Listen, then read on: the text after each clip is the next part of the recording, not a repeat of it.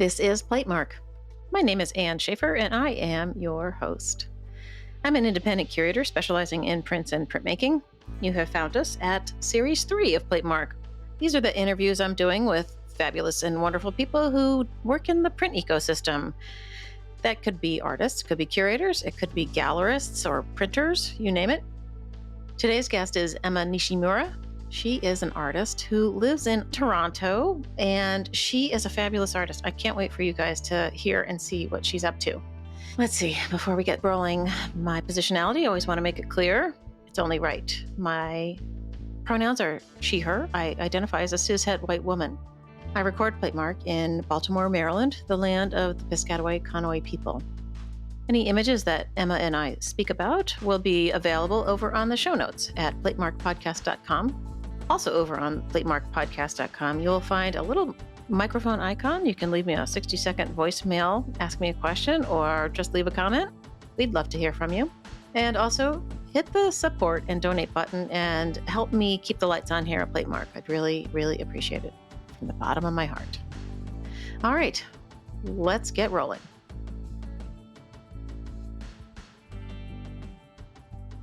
Emma, it is so great to see you. Thank you for coming on Platemark. Thank you for inviting me. It's a pleasure to be here. Can you introduce yourself for our listeners? Absolutely. My name is Emma Nishimura. I'm an artist, primarily working in printmaking. I'm based in Toronto, Ontario, Canada. I teach at the Ontario College of Art and Design University. Yeah, I've been having a pretty active practice for the last 10, 15 years. It seems like it. I didn't know about you until a show at the Print Center in New York, which was 2018, I think. Yeah. And I remember walking in there, and we'll put some pictures up of the installation of just like I walked right over to the little sculptural pouches on the wall, and I just I want one. They were so beautiful, but we'll get to that soon. So you're up in Toronto. You're Canadian born, right? Yes. From Vancouver, maybe? No, born in Toronto. Oh, okay. Oh, good. Yeah. I always love to ask people about, when did you figure out that you were going to be an artist? And I mean, did you run into any roadblocks? Like my dad saying, "Don't do that." Yeah. I think I always loved to make things. And I had a very supportive family. I was taking pottery classes as early as junior kindergarten. Started taking sewing classes in grade 3. I was always making things. And my first real introduction to printmaking was, I think I was in about grade 10. And me and one other kid from my high school got to go to this week-long art camp. And I was able to do print all week, which was amazing. And we were cutting out pieces of cardboard and inking them up and printing them through. And I thought this was the best thing ever. You mean sort of like a collagraph thing? Exactly, like a collagraph. Yeah.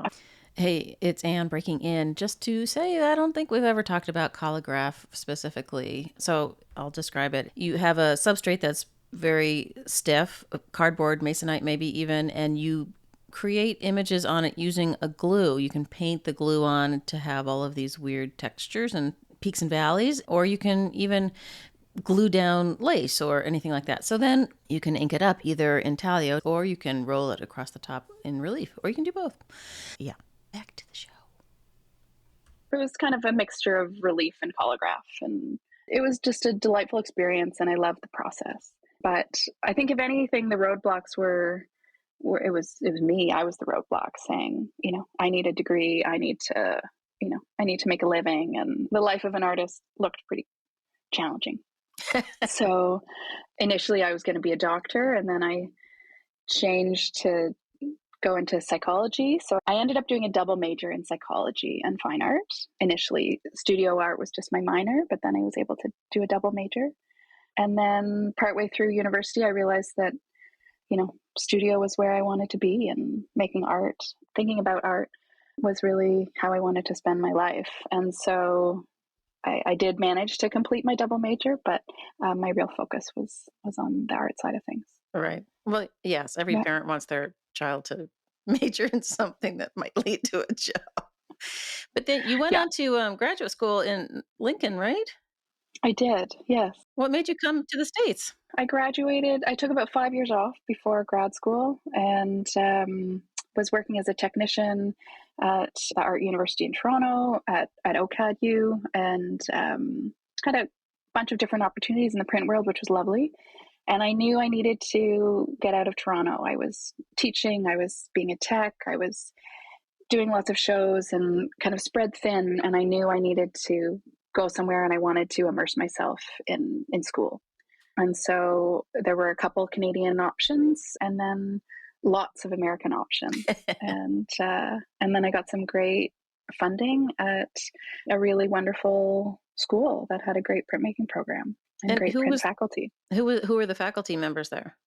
So Karen Kuntz and Francisco Soto, I was able to study with both of them and work with lots of other great faculty. It was wonderful. And then also interesting because my first year of that program, I didn't make a single print. Oh no, maybe my first semester I did, but then after that, I spent a year not making any prints. I was sewing and making sculptures and thinking about my work differently. And it was so lovely to be in an environment where I didn't have to think about selling my work to make a living. I didn't have to think about kind of teaching. It was just really immersing myself in the ideas and in the process and getting kind of absorbed in the work. Do you feel like your experience playing with sculpture and three-dimensional forms led you to, I mean, your prints, quote unquote, are not on the walls at all. Well, a Some couple are, of them are. some are, yeah, yeah. Some are. Many aren't, yeah. Yeah, many aren't. I mean, you're much more, you have integrated the three-dimensional aspects of it, I think, as well as anyone I've ever seen. Thank you. You're welcome. I think for me, it's been, I grew up just loving working with different materials and working with Japanese paper always. I think I was in grade 3 and I did a speech to my class on washi, on Japanese paper.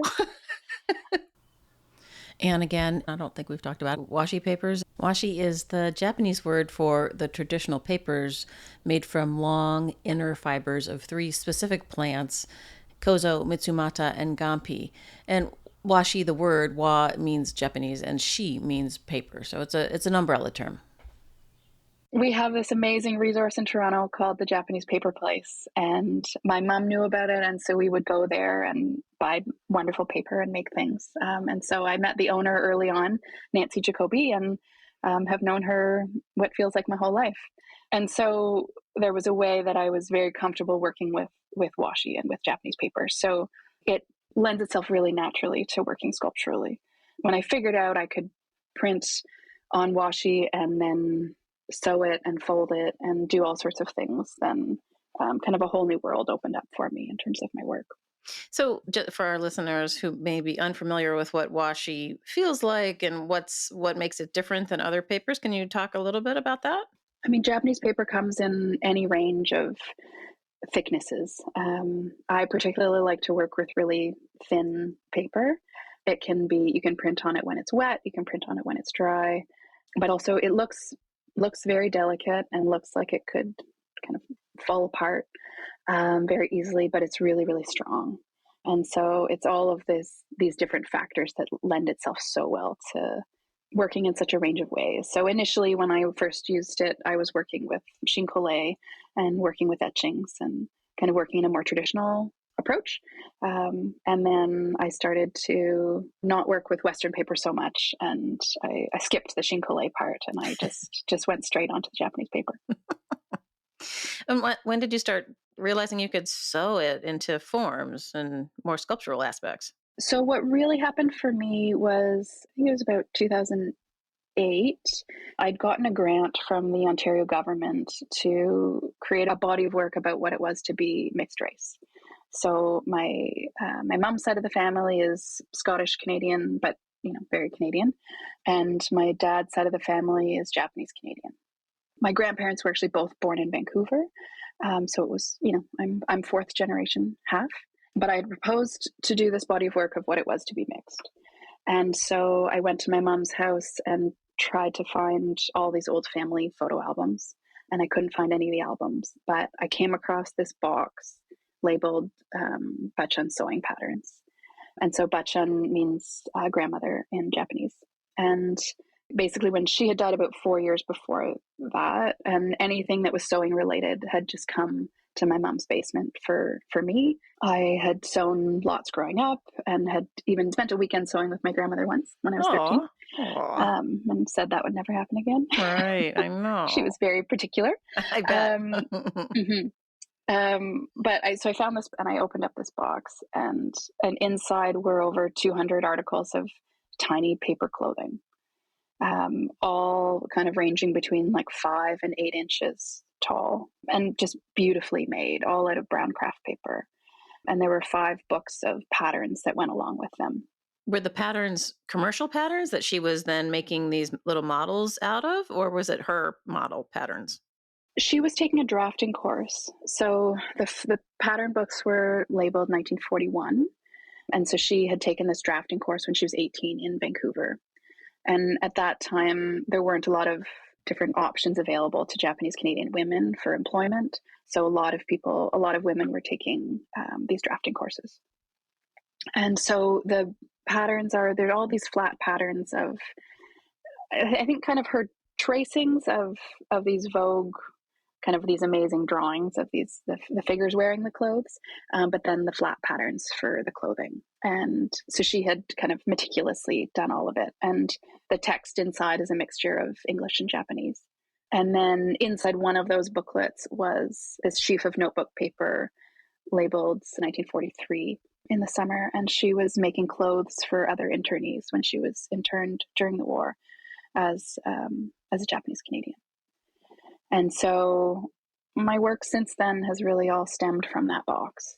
And finding all of these sewn garments, kind of coming back to that initial question, I learned how to read her patterns and started sewing my own kind of small miniature garments out of paper, wanting to echo her use of paper. Then I was working instead of with craft paper, with Japanese paper. And then I started printing on the paper and working those kind of seamlessly together, creating images where these garments kind of disappear into a landscape. Yeah, they're sort of set Um, on a land. Yes, they're quite eerie and wonderful in that way. yeah, initially I was thinking about how kind of the forced assimilation that happened after the war for my grandparents. When the war ended, the Canadian government said you have to move east or you can, quote unquote, repatriate to Japan. What? Whereas most of them were Canadian citizens. Of course. And Japanese Canadians weren't actually allowed to return to the coast until 1949. I'm shaking my head, So, listeners. I'm sorry. I think Americans, I'm just going to interrupt you for a second. yeah, no, please American do. audiences are fully aware of our similar situation in the United States with internment camps, but I think that probably they're less aware that the same situation was going on in Canada and that Mhm. there's this like a parallel line historically between the two. Yeah, so many parallels, but also some differences. So, Japanese Canadians' land and possessions were sold to, quote, pay for their incarceration. So then my grandparents had no property to go back to. But then they also weren't allowed to go back until 49, at which point they had already settled elsewhere. There is no official Japantown in Canada. I mean, some have popped up now, but whereas in the States, there's at least 3 in California. Things were able to happen. Communities were able to reform because that land wasn't sold right away. People were allowed to go back to the coast after the war, whereas in Canada, it was so delayed. Did they say why the delay? They were concerned for national security? Oh, I'm sure there was Some reason or there another. it was really about assimilation, and it Yeah. was about not wanting the community that had formed on the West Coast to form again. If you force everyone to disperse, then it won't happen. And I think it was twofold too, because then after the war, my grandparents and their generation didn't want to ever relive that experience. So it was about assimilating. My dad was born in 46, and his first day of kindergarten, his teacher said to my grandparents, we can't understand your son because he was only speaking Japanese because they spoke Japanese at home. And so then from that day on, my grandparents stopped speaking Japanese. Ay. It was okay, we have to do this. We have to be quote unquote Canadian. it's very tricky. And one of the reasons that I've kept coming back to this history is the reverberations that have continued to happen throughout the generations.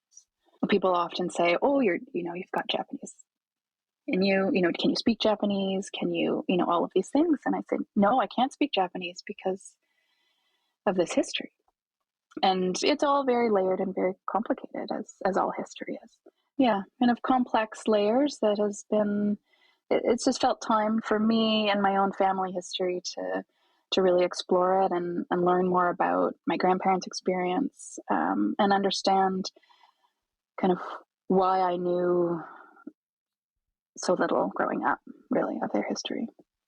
Because they wouldn't talk about Wouldn't it. talk about it too much. Yeah. So my grandparents growing up, I think my mom, who was the daughter-in-law, maybe felt like she had more permission to ask questions than my Mm. dad did. So my sister and I would sit around the table and listen to stories, but we would just listen. My grandfather died when I was young, and so did my dad. And then my grandmother told some stories, and I'd say kind of towards the end of her life, she was talking about these stories more. When I eventually found these photo albums, I talked to my aunt about them, and she said, when we looked at those albums when we were kids, my grandfather, her father, just said, that's where I worked on the road camps. He didn't ever tell her that they were road camps. Whoa. My dad and aunt, they didn't really find out anything about the internment until the 70s, probably until they were in their early 20s. What? Because it was about moving on and not addressing it and moving forward. Right. So there's been so much silence connected with the internment, and I would say that's pretty common amongst many Japanese Canadian households, and my guess many Japanese American households too. Yeah, I think so. I mean, Yeah, there's sort of a cultural duty and don't make the waves and that kind of a thing. That yeah. is my impression.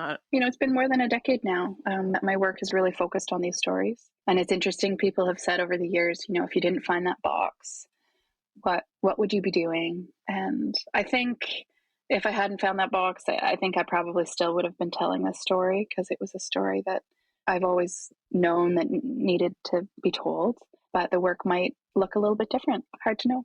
Right. But this points to something that I've said many a time, listeners will know, that that artists are uniquely qualified to bring these kinds of ideas into the fore in objects that aren't, you know, terrifying, frightening, not to be talked about, but that you're investing these objects with these ideas about layering of memory and family history and, the what is home and carrying home with you and all of that stuff. And I feel like the Canadians are doing a better job of acknowledging some of those histories, like all the boarding schools for the Native kids and I feel like you guys are doing a way better job with land acknowledgments, and I don't know. I feel like you guys are doing a better job. Well, May not feel that way to you. I think there's still a lot of work that Of needs to be course, done. of course. Totally. I think there's a lot of good intentions right now around Indigenous histories and all of the residential school systems. I think there's a lot of work and a lot of space that needs to be made to acknowledge this history. But definitely, I think kind of culturally there is a recognition that we need to be paying attention, and listening. And I agree. I think artists are in this unique position to talk about these histories and to have different kinds of conversations, and to invite different people in to have these conversations in non-threatening ways, in ways that we can kind of break down some of these stories and also be inclusive. I think one of the interesting things over the years of doing my work and talking about my work has then been sharing it with other people who then share their own stories and their own histories. A lot of my work talks about memory and the incompleteness of the record of the story, of missing these fragments. And I've had conversations with people who have Alzheimer's disease or have family members who do, and who have said, this is what it's like when you know that it's gone, but you just can't place it and you can't fill in that information. To then people who have kind of very different family histories from different parts in the globe, but there are so many similarities, which is quite depressing from a global perspective. But Right, of course. here we are. Yeah, I don't know. I feel like memory is such a tough subject for art. Like I've done enough critiquing down at the art school in Baltimore, Micah, and have run into students who are making work about their grandmothers, or and it sometimes is so simplistic Mhm. and too connected to their own personal experience, so that it's not as relatable out in the greater world. I mean, people look at art and have enough trouble reading it and figuring out what it's about, right? But if it's, behind this cloak of me and grandma had this particular whatever it was, I think that's what I appreciate about your work so much, that even if I don't have the cultural idea of wrapping a present in a cloth Mhm. and carrying that with you, I feel like I can completely imagine an empty, well, maybe you should describe them for us, an empty vessel full of potential memories that nobody will ever know, but there's Mhm. just this grasping for, Mhm. oh, I wish I knew what had happened, Mhm. back then. And I mean, we all have that, all that regret that nobody wrote things down. Why don't you tell us about the archive, the Rememory archive? Will do. Yes. So my series, An Archive of Rememory, it really grew out of all these amazing photographs of my grandparents when they were interned, of my grandfather working in these road camps, of my grandmother in these camps with her girlfriends. Some of them are these delightful photos. They've all signed kind of autographs of each other. Do you know who was taking the pictures? No. Wow. And so this is all part of the challenges, is so I found all these albums after they had died. And I do remember my grandmother showing one album to us, but I didn't ever ask those questions. And so I have so many questions. Right. When the order was announced that the internment was happening and that everyone was going to be incarcerated, all cameras were taken away. They weren't allowed to bring any of those. However, for other series of works, I've been interviewing different Japanese Canadians and recording oral histories. And what I've discovered is that people were able to order cameras by mail from the Eaton's catalog and have them shipped to them. So it wasn't just a professional photographer taking these photos. Kind of different community members were able to purchase cameras and document things. So I don't know if they were my grandmother's or if it was from, hard to know. But we do have a couple different albums. And so I had all these photographs, and it was this challenge of kind of all throughout this is, how do I tell their story and how do I share it and invite people in beyond, here's this photo album that's amazing, come look at it. And I'd done a lot of work with photo intaglio processes. Initially, I started with some photogravure prints. When I was in grad school, I took an amazing workshop at Anderson Ranch with Lothar Osterberg and made some like beautiful photogravure prints with him. And then I came back to grad school and started printing them on paper, but then they were just the same photograph from the photo album. And things didn't feel like they were doing quite enough. And so it took a while to figure out what things were really going to look like. But then after grad school, when I was back in Toronto, I took a paper making workshop with a great paper making studio in Toronto called Paper House. And it was a sculptural paper making workshop.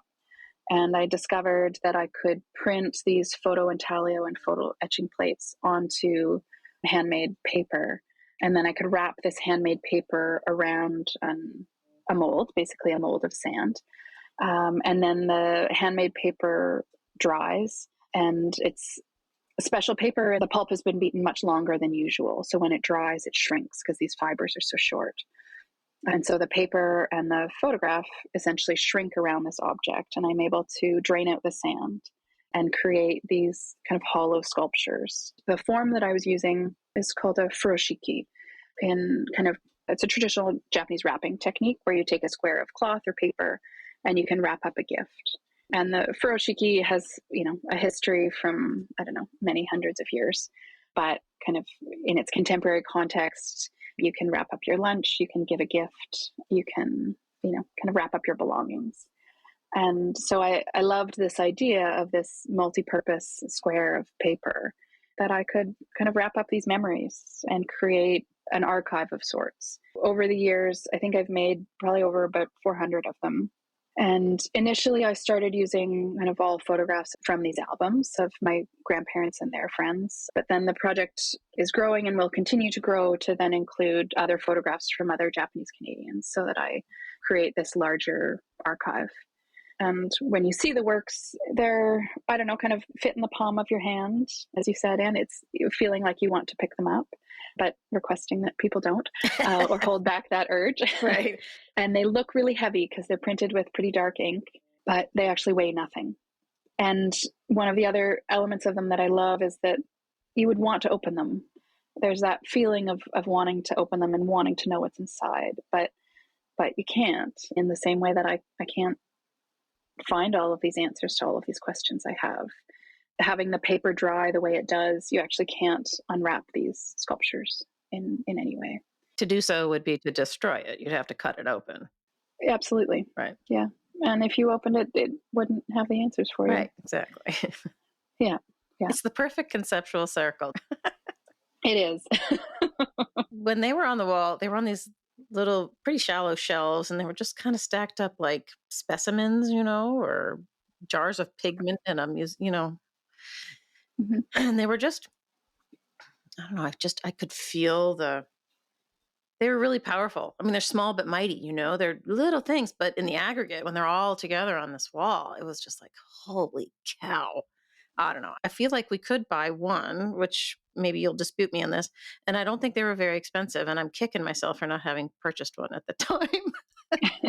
Yes, no, absolutely. I sell them individually or as a whole bunch of them. And I think what's fun is that there's no, it's an open edition in that on a square of paper, there's usually 2 or 3 or 4 photographs. And so depending on how I wrap it, different photographs will be featured. And depending on how things dry or how it's folded, different elements will get hidden and others will be revealed. And so it was an interesting process to make them because I would spend all day with my family in this way of, okay, I'm going to be printing these photos today. So it's this strange process. I think for a lot of my work, a lot of it also involves text. So I'm either repeatedly writing out stories and feel like I'm spending time with different people that way, or I'm spending time working with all these photographs. So for me, the process of making the work has been a really wonderful journey of learning these histories and kind of spending time steeped in it. And then when I show them, then I get to share that experience. Right.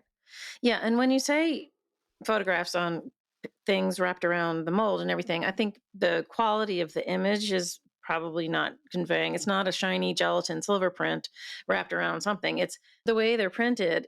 It's with printer's ink, and so they have this quality that's so antique in its way. Mm-hmm. You really get the sense that they're people from the past, and I think that it all came together so beautifully. So impressed with you. Thank you. Thank you. All right, so let's talk about the writing. That the works that you're doing with the writing are kind of also insanely wonderful. Thank you. You're welcome. It's I like to do things repeatedly, and small things are very exciting for me. So that kind of helps when you look me at my work. I discovered that I could write really small.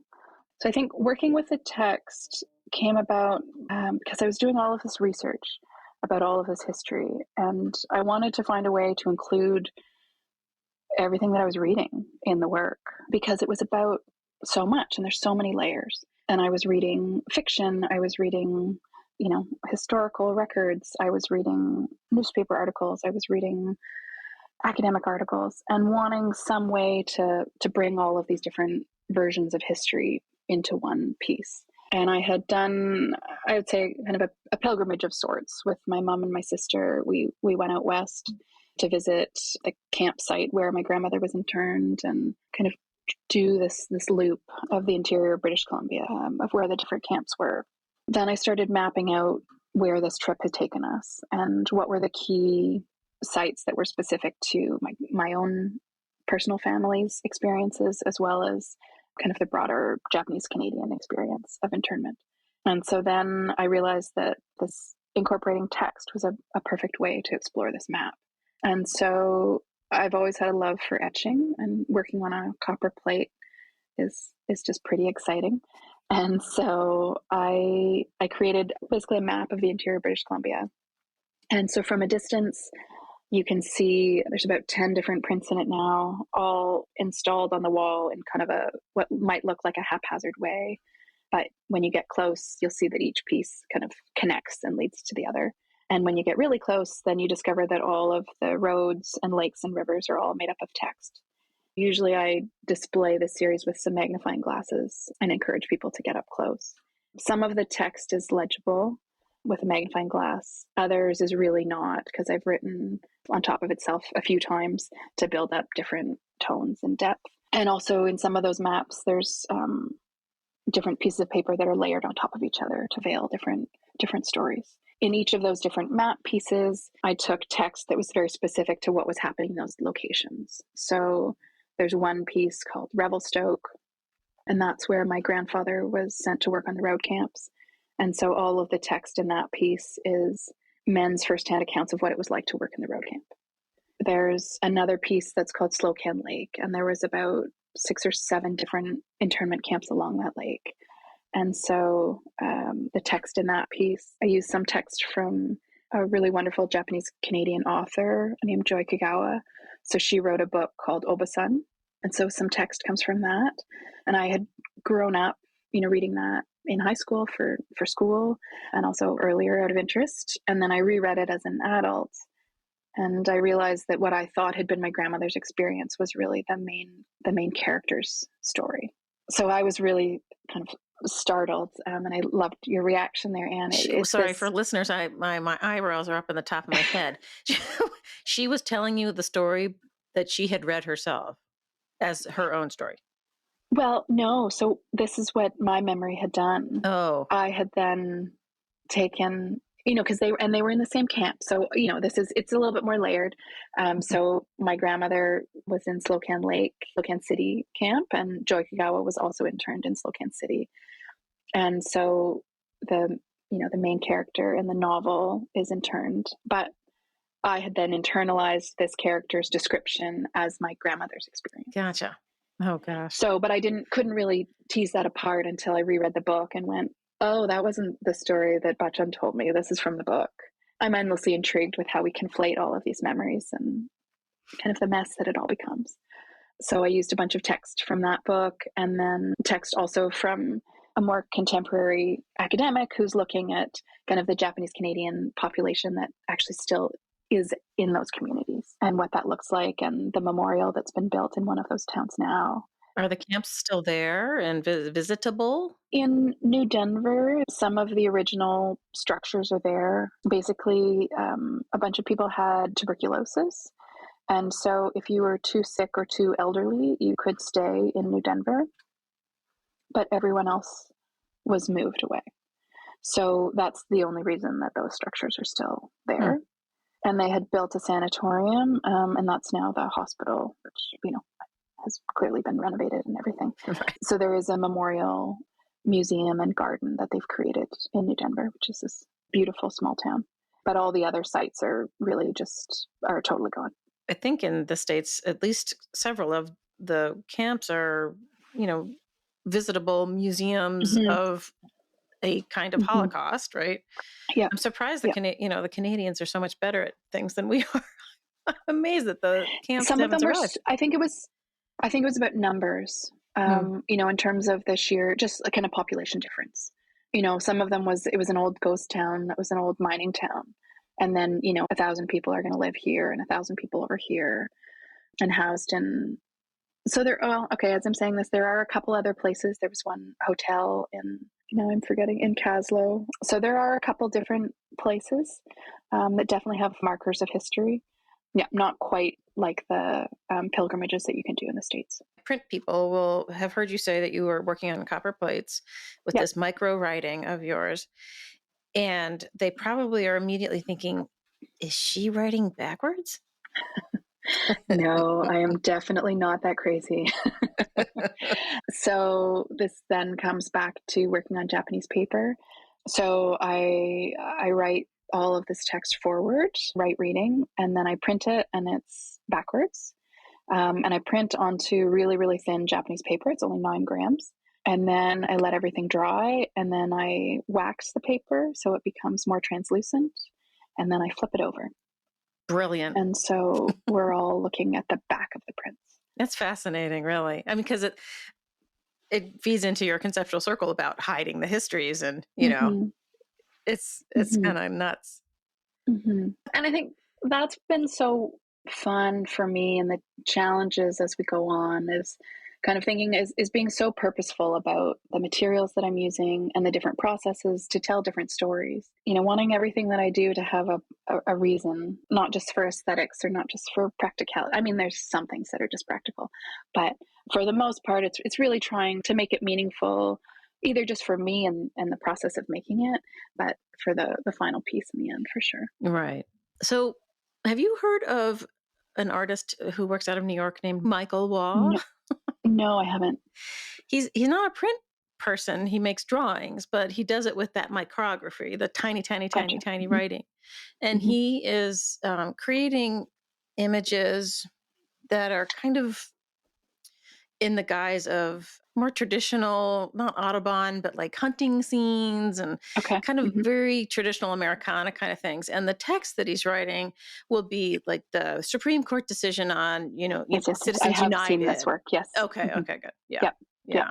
I mean, we should introduce you because you have things to talk about. But I mean, take using similar ideas, but both in a really great conceptual way that Yep. diverges. Yep. Yep. Yeah. Yes. No. I had. Thank you for reminding me. Tell me about winning the award from the Queen of. I couldn't believe that whole thing about Queen Sonia. I mean, it was nuts. Tell us about it. So in 2018, I won the Queen Sonia Print Award. Before that, I hadn't actually ever heard of the award and didn't know what was happening. It's only been around since 2011, I think. It's not Yes. that Yeah. old. Yeah, in your defense. Yeah. Yes. Thank you. It's an incredible award. It's, I think, one of the largest printmaking awards out there, and an incredible international recognition, and amazing award that gave me an opportunity to meet the Queen of Norway and be delighted by her wonderful presence and wonderful being she is. And the award itself is, and kind of the foundation that they've created is really fantastic in terms of what they're trying to do and growing printmaking and the recognition for it. But I think for me to win it, and the juries that are put together are pretty spectacular. To be nominated in the first part was a huge honor, and then to win, I was quite speechless. And it's been kind of a whirlwind since then, I would say. It changed things for you. Yeah, Yeah. yeah, it really did. Lots of different opportunities have arisen in terms of making work, in terms of talking about my work and showing my work. It's really been a remarkable experience. So then, behind you on the bulletin board are two. Mhm. I think those are etchings. I can't quite tell, and they Yep. are flat representations of the furoshiki. And so there's a now knowing you as well as I do in the last 45 minutes, I know there's some conceptual transition that happened to a flat sheet of paper. So the piece that you're referring to are from a series called Generational Echoes. And so these prints, kind of linking back to the Queen Sonia, in addition to winning the award, I got a residency at Atelier Larsen, this amazing print shop in Sweden. And so I got to go for a week. And my conversation with Ula, who runs it, said, let's make things that you can't usually make. And so we did really large photo etchings. So we did a suite of 9 of these behind me. And then we did 2 other super large ones, which were very exciting to make. And so when I was thinking about, okay, I'm making some large photo etchings, what do I want to do here? I was still in the midst of really making a lot of the sculptural pieces, the sculptural furoshikis for an archive of rememory. And I was thinking about these different generations of people I've been interviewing, the different generations of stories, and thinking about it from a very printmakerly way. The sculptures started out as a photograph, turned into a copper plate, turned into a sculpture. Then I take a photograph to document them and share those, on my website with all of show publicity, all of that sort of thing. And then I turned that photo documentation into another photo etching plate. And then we printed that onto Western paper. And all of a sudden, there's a flattened sculpture, or flattened documentation of sculpture. Then these furoshiki, they're larger than the original photographs. They're larger than the original furoshiki. So scale is interesting, but you can no longer pick these pieces up. You can't hold them in your hand. You can't turn them around. You can't look at the photograph on the bottom of it. History has been flattened out to one perspective only in this. We've lost all those other angles. I know I was just, really intrigued with how we keep, I keep revisiting these different stories and looking at them from different angles. And so this felt for me like the next logical step. And it's been really wonderful to see them exist in this different kind of a space. For the curator and me, it works completely because you're now sort of dropping a curtain in front of people. They can no longer manipulate it. And the fact that you've now put it on to Western paper, it's almost like you're whitewashing history for Caucasian people. Mm-hmm. Bravo. Essentially, I haven't actually, when I said Western paper, I hadn't really thought about that. Yes, no, absolutely. Yep. Yeah. I The knew I'd Japanese like paper you. is gone. Yep. They want more. What are you working on next? Well, I'm currently on maternity leave with my daughter. Congratulations. Thank you. You're Yeah, welcome. it's a busy household. I have an almost 3-year-old and an 8-month-old. Oh boy. So there's not a ton of time in the studio these days. I'm working on some things. I have a solo show coming up in March in Toronto at United Contemporary, and I'm working on a collaborative project called Kimiko's Pearl, and it's an original ballet with original music that tells the story of the Japanese Canadian experience during the internment. And so I'm creating some new artwork for that. As in set designs? As in, it'll be projected at Oh. different times in the ballet. Interesting. So interesting to work in a digital format, kind of along the lines of what I've been doing before. So it's a new challenge for me, which is quite fun. And it's been really delightful to work with musicians and choreographers and writers and kind of seeing different creative processes come together. That's been ongoing throughout the pandemic. We started in early pandemic days on these Zoom calls, and it's been a delightful experience. Lots of things were born in the pandemic. It's kind of amazing to me. It is amazing. It It is is. amazing. You're also, when you're not on maternity leave, teaching full time. Yes. Yeah. Yeah. I do really love teaching, and I like the combination of teaching and of making my own work. What you're constantly reminded of with students, of the joy of print, the joy of learning a new process, and that excitement. And then it's lovely to come and work in my home studio and kind of be quiet and be focused and, get that energy from different sources and different people. It's a great balance. Right. I feel like we could bring you down to Micah and have you talk to our people. That would be I great. feel like the students could get a whole lot out of your conceptual thinking. I mean, it's That'd be really, great. as a curator, the thing that makes me the happiest is probably a stretch. But one thing that elevates a work for me, just, beyond the stratosphere, is when somebody's paying attention to what materials they're using and what the technique is and how it's involved in what they're trying to say. Yeah, hugely. Yeah. Which seems so and simple, I think but it's not easy. it's not easy, and it takes a long time. And I think it took a long time for me. It's like looking back, when you give artist talks to people, and I remember kind of going to see other artists, and especially as a younger student, it's this like, how do you have this career? How have you made this work? It's really easy to look back and see that route and see that path, and it feels totally logical. But in the midst of it, you don't know where you're going, or you hit all these roadblocks. For me, that's also why I love to teach, because it's being able to help students through that path, and also remind yourself, I'll still hit those creative roadblocks of like, what's next. And Sure. for me, coming back to the idea of printmaking and all of the different ways that you can use print, I think that at an early age, it was like, okay, I can do a lot of different things. I can make things a lot of different ways. So what's the best way to make this for kind of how I want it to look, but conceptually, what's the best approach? So I was thinking about that from an early stage of making.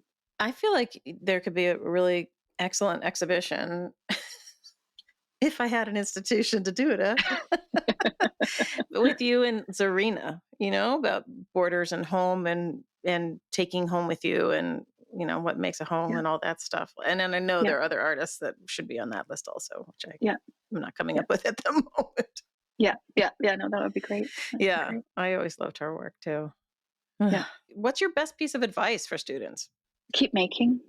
And I know that all sounds cliche and kind of what so many people say, but it's just about making. And I mean, even now being on leave and caring for an infant, it's this like, okay, I have an hour. I'm going to run down to the basement and I'm going to work for 5 minutes. And if it's longer, if I get a longer nap, then maybe I'm here for an hour. But I think what sustained me throughout my career and why I'm here is because I left school and I was just determined that I was going to make print a part of my life.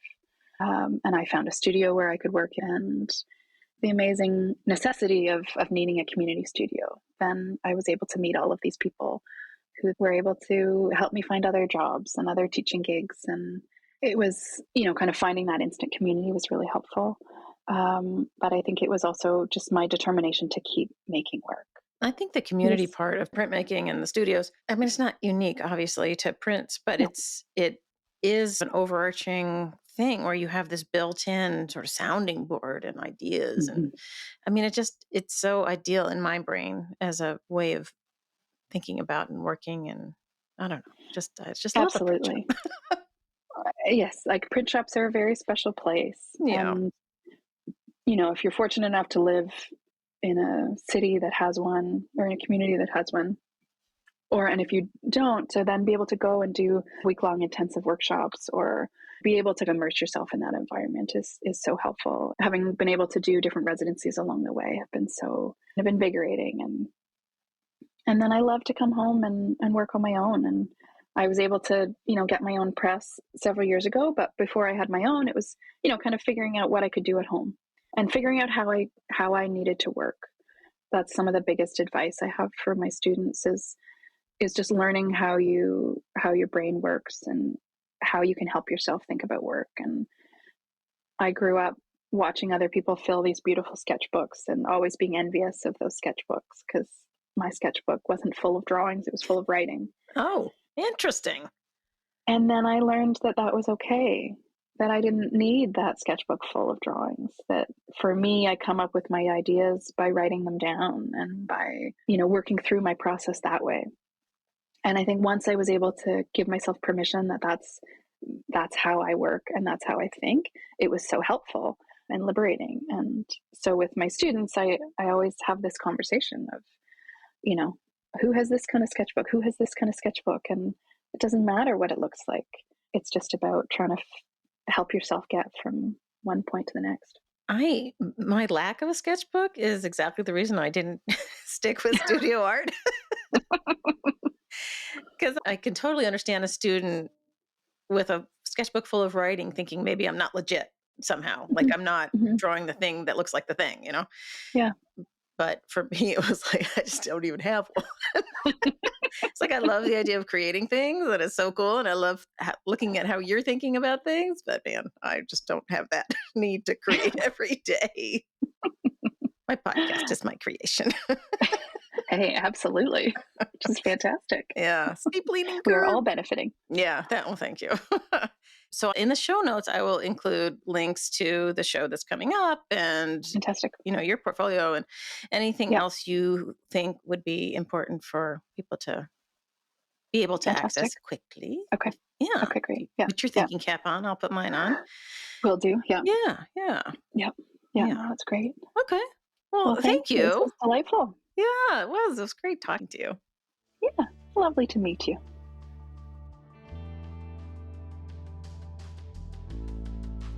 Thank you so much for joining us for an episode with Emma Nishimura. I love her work and I hope you will check her out. I think she's amazing.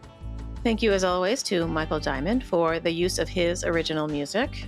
And a reminder that any images we talk about will be over on the show notes at platemarkpodcast.com. And also over there, as you well know and have heard me say one too many times, there's a support and donate button. Click it and help me keep the lights on here at Platemark. It's just me. All right, I think that's it. We will see you next time.